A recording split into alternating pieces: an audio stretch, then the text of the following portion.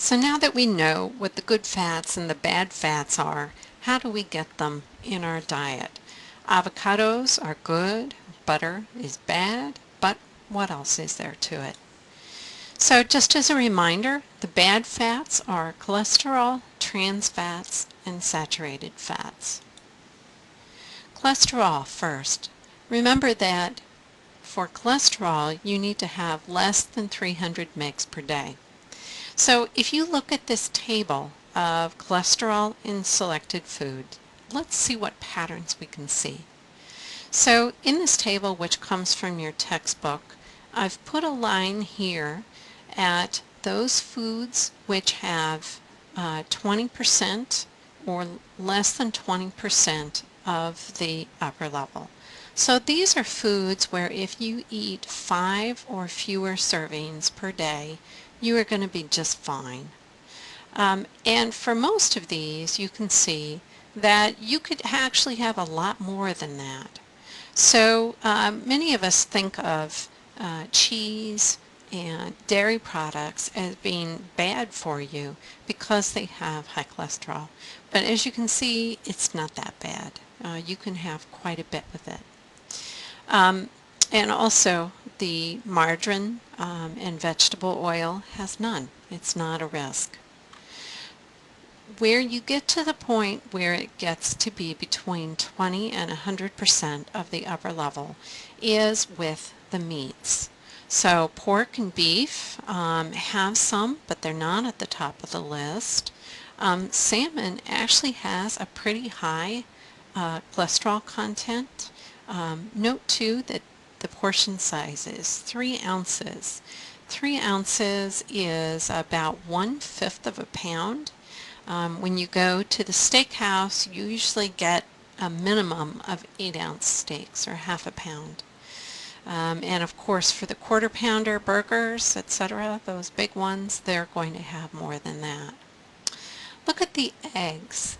Eggs, true to the myths about them, do have high cholesterol. So just one egg is about 2/3 of the upper level for that food. So when you go to eat breakfast and you typically don't have 1 egg, you have 2 eggs scrambled, maybe 3 eggs, you are consuming up to twice the amount of what you should consume in one day. And then you throw on some bacon and you're in trouble. So you should probably keep your servings of eggs to no more than 1 a day. And maybe just decide that you are going to have those for breakfast once a week or something like that. The highest levels of cholesterol luckily are in foods that most of us don't like to eat. Most of us, probably of all of these, the only thing that some people eat is liver.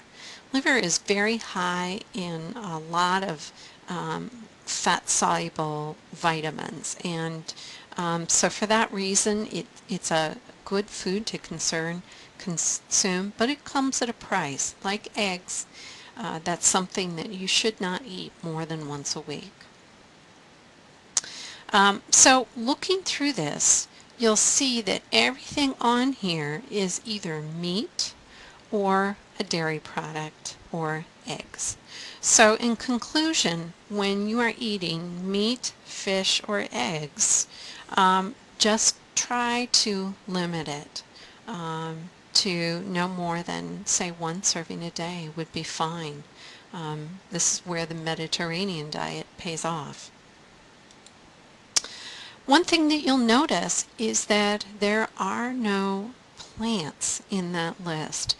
Plants are not a significant source of cholesterol. So for you vegetarians, have all the plant foods you want. You just don't really need to worry about it.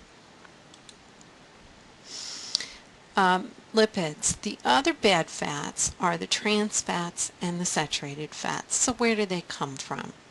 The saturated fats come from animal products, dairy products, just like the cholesterol, with two additions that were not on that list, namely palm and coconut oils. The trans fatty acids are kind of a curious thing because except for small amounts in some natural sources like milk, trans fatty acids are not found in nature.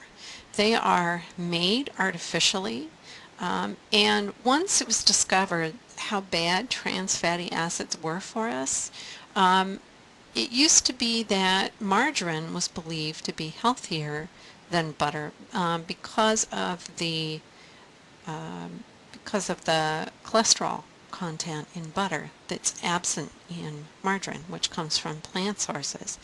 But now with our knowledge of how bad trans fatty acids are for you, it actually works out that if you have to choose between the two, the saturated fats are bad that's in butter, but you just should not be eating stick margarine if you can help it. As a result, over time, more and more manufacturers of foods have replaced the trans fatty acids that they use to fry things.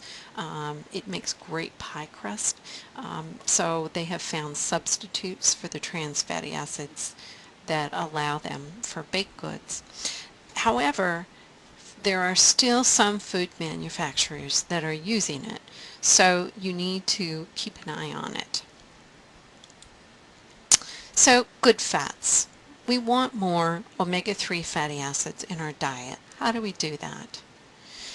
Here is a list, once again from your textbook, of the foods, selected foods that show omega-3 fatty acid levels. This one is not organized in ranking because of the different types of omega-3 fatty acids that are out there. But what I've done is I put gold stars by those that supply 100% or more of this level of 1100 to 1600 that's been recommended. So let's look through these. Oils are a good source. Canola oil, walnut oil, and flaxseed oil. However, most people don't eat walnut oil or flaxseed oil because they have a pretty bitter taste. So canola oil, though, is something that has a neutral flavor. A lot of people use it for cooking with instead of olive oil.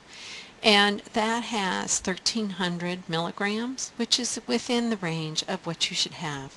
So if you just switch from using safflower oil, which is what most vegetable oil is, to canola oil, or maybe mixing in some canola oil with your olive oil, that's all it will take to satisfy your daily requirements. The other place where you can get them is from seafood, and in particular the fatty fish.